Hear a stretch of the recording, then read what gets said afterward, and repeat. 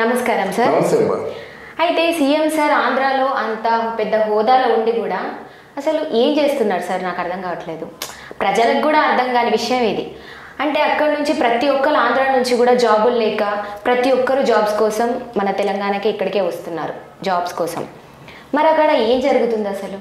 Sir అంత పెద్ద హోదాలో ఉండి ఏం చేస్తున్నారు? హోదా కాదని కావాల్సింది.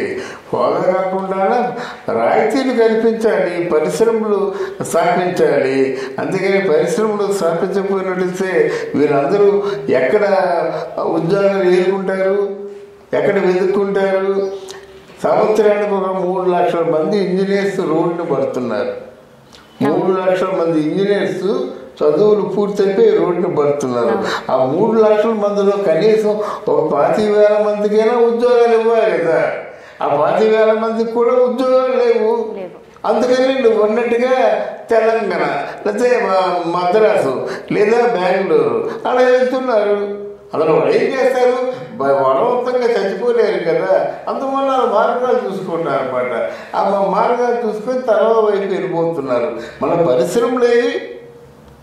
అప్పుడు ఐటీ ఇక్కడ ఉందో మణికొండలోను, హైటెక్ సిటీలోను, మాదాపూర్లోను అమెరికాతో పోటీ పడే కన్స్ట్రక్షన్స్ కంపెనీలు ఉన్నాయి. కొన్ని లక్షల మంది పనిచేస్తున్నారు. కొన్ని కోట్ల జీతాలు జనరేట్ అవుతున్నాయి. నీకు అర్థమైందా? నీకు ₹1,00,000 జీతకత్యం అయితే నీ మీద ఎంతమంది డిపెండ్ అయి ఉంటారు? ₹1,00,000 జీతకత్యం ఉంటే ఒక వంటవాడు ఉంటాడు, ఒక పని మనిషి ఉంటుంది, తర్వాతేమో డ్రైవర్ ఉంటాడు, తర్వాతేమో నీ ప్రచార బట్టల్లో సామాన్లు ఇచ్చేవాడు ఉంటాడు, నీ కాయగూరలు సప్లై చేసేవాడు ఉంటాడు, నీ పాలు సప్లై చేసేవాడు ఉంటాడు. అంటే ఏంటి? ₹1,00,000 జీతకత్యం అయినట్టయితే నీ మీద అనుకోకుండా డిపెండ్ అయ్యి 10 మంది డిపెండ్ అయి ఉంటారన్నమాట. మరి అలాంటి ఇక్కడ సాఫ్ట్వేర్ కొన్ని కోట్ల జీతాలు తీసుకుంటున్నారంటే వాళ్ళ మీద డిపెండ్ అయ్యి ఎంతమంది ఉంటారు చూడు. అందుకే విశాఖపట్నం నుంచి, శ్రీకాకుళం నుంచి వచ్చేసి జనరల్ స్టోర్స్, కాయగూరల దుకాణాలు, లేదా కిరాణా షాపు, మాంసం దుకాణాలు, చికెన్ దుకాణాలు ఇవి పెట్టుకుంటారు కదా. సాయంత్రం అయ్యేసరికి ఒక ₹3,000-4,000 ఇటు పోవన్నమాట. చక్కగా హాయిగా తీసుకెళ్తున్నారు, తిండి తింటున్నారు, హ్యాపీగా ఉంటున్నారు అన్నమాట. ఆంధ్రాన్ని మర్చిపోయారు. ఇప్పుడు కారణం ఏంటి? అక్కడ అసమర్థుడైనటువంటి ముఖ్యమంత్రి ఉండడం వల్ల ఆంధ్రాని మర్చిపోయారు. అది నిజాన్ని తను చేస్తారా? ఎక్కడ పోతారు? ఇక్కడ ఉండండి. ఇదిగో విశాఖపట్నంలో ఒక ఫ్యాక్టరీ స్థాపిస్తున్నాం. దీంట్లో కనీసం 50,000 మంది జనం పడతారు. అలాగే విశ్వంలోనేమో ఐటీ హబ్గా మార్చేస్తున్నాం. దాంట్లో 50,000 మంది జనాభా చేసుకుంటాం. అలాగే అచ్యుతాపురంలోనేమో ఫార్మసీ సిటీ పెడుతున్నాం. 5 లక్షల మంది ఉద్యోగాలు తీసుకుంటాం. అలా చెప్పినట్టయితే ఎవరైనా వస్తారా? తల్లి తండ్రి వీళ్ళందరినీ వదిలేసి పిల్లలు ఎందుకు వస్తారమ్మా పరాయి చోటుకి? ఆ బుక్స్ కోసమే కదా. ఆ బుక్స్ ఏదో అక్కడ ఉంటే ఎవరు రారు కదా. అక్కడ మరి సీఎం గారు ఏం చేస్తున్నారంటే ఏం చేస్తున్నారు ఆయనకే తెలియాలి. ఆయన అనుకుంటున్నాడు ఆకలి వేసినప్పుడు ఒక బిస్కెట్ పరిస్తే ఎలాగైతే కుక్కలు తోక ఊపుకుంటూ వస్తాయో అలాగే జనాలు కూడా వస్తాయని భ్రమపడుతున్నాడు. కడుపు నిండా అన్నం పెడుతుంటే చల్లగా ఉన్నామని దీవిస్తావు, కానీ ఆకలి వేసినప్పుడు 2 బిస్కెట్లు పెడితే దీవించవు నువ్వు. జీవితం మీద చికాకు పడుతుంది. ఆకలిస్తుంటే 2 బిస్కెట్లు ఇచ్చింది ఒక్క అంత అన్నం ముద్ద ఇంత మజ్జిగా ఇస్తే చల్లగా ఉండమాట. తేడా లేదు. అలా జీవనోపాధి కల్పించిన ముఖ్యమంత్రి గారు వాళ్ళు నిజంగా జీవనోపాధి కల్పించాలి. అలా కాకుండా వాళ్ళు అటు ఇటు కాకుండా మధ్యస్థంగా నడిపోయే పరిస్థితి కల్పించాడు ఆయన. అదే సార్, ఇప్పుడు ఇంజనీరింగ్ కాలేజీలు ఉన్నాయి ఆంధ్రాలో, చదువుకోవడానికి అన్నీ ఉన్నాయి. అక్కడ చదువుకొని వస్తున్నారు. మరి అన్నీ ఉన్నప్పుడు ఎందుకు జాబ్స్ అక్కడ ఎందుకు ఉపాధి కల్పించట్లేదు? అసలు ఎందుకని కంపెనీలు అక్కడ స్థావరం ఏర్పాటు చేయట్లేదు? అక్కడ చదువుకొని ఇక్కడికి వచ్చి జాబ్ చేస్తున్నారు. అవునమ్మా, జాబ్స్ అంటే అది పెద్ద వ్యవస్థ అమ్మా. జాబ్ అంటే ఏంటి? గవర్నమెంట్ జాబ్ అంటే ఏంటి ఏం తెలుసు నీకు? ఈరోజు జాబ్ ఇచ్చామంటే వాళ్ళకి 58 సంవత్సరాల వయసు వచ్చినంత వరకు వాళ్ళ యోగక్షేమాలు చూడాలి. ఆడవాళ్ళైతే పురుళ్ళు పుణ్యాలు చూడాలి. మళ్ళీ సర్వీస్ పూర్తవగానే వాళ్ళ గ్రాట్యుటీ ప్రావిడెంట్ ఫండ్లు ఇవ్వాలి. చిన్న విషయం కాదు. అందువల్ల పూర్తిగా గవర్నమెంట్ ఉద్యోగాలే మానుకున్నారు. ఇప్పుడు కనీసం ప్రైవేట్ కంపెనీలో ఉద్యోగాలు చేయొచ్చు కదా. చేయలేకపోతే సామర్థ్యం ఉండాలి. సామర్థ్యం ఉండేది ఏం చేస్తామా అన్ని ఆ స్థానంలో ఉండి అసలు ఎందుకు ఎవరికి ఉపయోగం సార్? ప్రజల కోసమే ఉన్నారు ఆ స్థానంలో. మరి ప్రజలకు ఏం చేయనప్పుడు ప్రైవేట్ కంపెనీలన్నా ఉపాధి కల్పించాలి. మరి అట్లా కూడా చేయనప్పుడు ఎందుకు ఆ స్థానంలో ఉండి అసలు ఎందుకు అనే ప్రశ్న ప్రజలు వేయాలి. ప్రజలు ప్రశ్న వేటి ఉండేది కదా.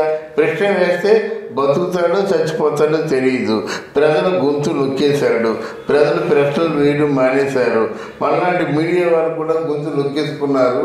ఏ మాట మాట్లాడితే మనం బయటకు వస్తామా రావనేటువంటి భయభ్రాంతులు అయిపోయి ఉన్నారన్నమాట. రేపు రాబోయే ఎలక్షన్స్ కూడా చాలా హింసతో కూడుకున్నటువంటి ఎలక్షన్స్గా ఉంటాయన్నమాట. ఎవరి చేతుల్లో బలైపోతారో తెలీదు. అంటే ఇవన్నీ భయానకంగా ఉన్నాయి. మరి దీనికి భగవంతుడే మనకు దారి చూపించాలి. కానీ నా నమ్మకం ఏంటంటే ఇంతకంటే పెద్ద నాయకులను చూసాం. ఇందిరాగాంధీ కంటే పెద్ద నాయకుడు కాదు కదా ఆయన.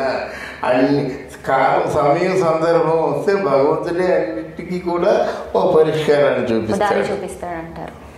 తెలంగాణ అభివృద్ధి చెందినట్టు కూడా ఆంధ్ర అభివృద్ధి చెందలేదు. ఇక ముందైనా అభివృద్ధి చెందుతుందంటారా? డెఫినెట్గా అభివృద్ధి చేద్దామన్న ఆలోచన ఉంటే చెందుతుందమ్మా. కానీ అభివృద్ధి అంటే ఏమిటో తెలియకపోయినట్టు ఎలా చెందుతుంది? అసలు ముందు నీ స్వార్థం మానేసుకోవాలి. ముందడుగు వేసేవాడు ఇప్పుడు కూడా త్యాగానికి సిద్ధపడే ఉండాలి. నువ్వు ఆకలిస్తుంది, అన్నం కావాలి, అన్నం కావాలని అన్నం కోసం అడుగు వేసే ముందేసేవాడు అన్నం రాగానే వాడు తినకూడదు. 10 మంది సరిపడే అన్నం వస్తే వెనకున్న 10 మందికి ఇవ్వాలి, తాను తినడం మానేయండి. అది అప్పుడే అనుకున్నది సాధిస్తారన్నమాట. ఆ డబ్బైనా అంతే. వెళ్తుండగా 100 కోట్లు కనిపించాయనుకో, ఆ 100 కోట్లను నువ్వు పరిశ్రమ పెట్టినట్టయితే కనీసం 500 మందికి శాశ్వతంగా జీవనోపాధి కలుగుతుంది కదా. అలా కాకుండా 100 కోట్లు నాకే కావాలి, 1000 కోట్లు నాకే కావాలి, 10,000 కోట్లు నాకే కావాలి, 1,00,000 కోట్లు నాకే కావాలంటే ప్రజలకు ఏం పెడతావరా నువ్వు? 10 మందికి పెట్టే అన్నం మనం ఒక్కనే తినాలనుకుంటే ఇప్పుడు ప్రజలకి అవసరాలు ఉన్నారు. వాళ్ళు ఇప్పుడు 4 లక్షల ఇల్లు అన్నాడు, 2 ఇల్లు లేవు, 3 ఇల్లు కట్టలేదు. 4 లక్షల రూపాయలు ఇల్లుని పేపర్లో వేస్తున్నాడు. 4 లక్షల ఇల్లు సంఖ్యని ఏది ఇలాంటి ఒక దాన్ని ఏమంటారు ఫేక్ ప్రకటనలు ఇచ్చినట్టయితే ప్రజలు అయిపోతారమ్మా. చెప్పండి. మనం ఒక స్థానంలో ఉన్నప్పుడు నువ్వు తినకుండా అయినా 10 మందికి పెట్టడం అది ఒక స్థానానికి ఇచ్చే ప్రభుత్వాలు అనేవాళ్ళు ప్రజల్ని దృష్టిలో ఉంచుకోవాలి. ప్రజల్ని కన్న బిడ్డల్లా చూసుకోవాలి. మనుషులు శాశ్వతం కాదు. ఆ మనుషులు నిర్మించినటువంటి సంస్థలు, మన మనుషులు స్థాపించినటువంటి పరిశ్రమలు శాశ్వతం.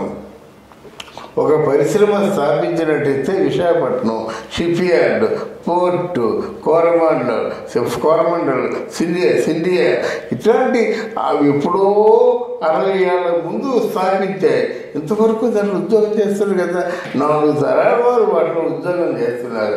అలాంటివి స్థాపిస్తే మీ పేరు ఉండిపోతుంది కదా. ఒకసారి గుండె మీద చేసుకొని ఆలోచించండి. ఆలోచించరు. భ్రాంతి ఏదో శాశ్వతంగా మిగిలిపోతాం అనుకుంటారు. కానీ మనం మేరం తొలకలు అయిపోతాం. మనం భగవంతుడు ఏ విధంగా తీసుకోవాలో ఆ విధంగా తీసుకుపోతాడు. అది వాళ్ళకి ఆ హోదాలో అయిపోయిందమ్మా, అయిపోయింది కదా.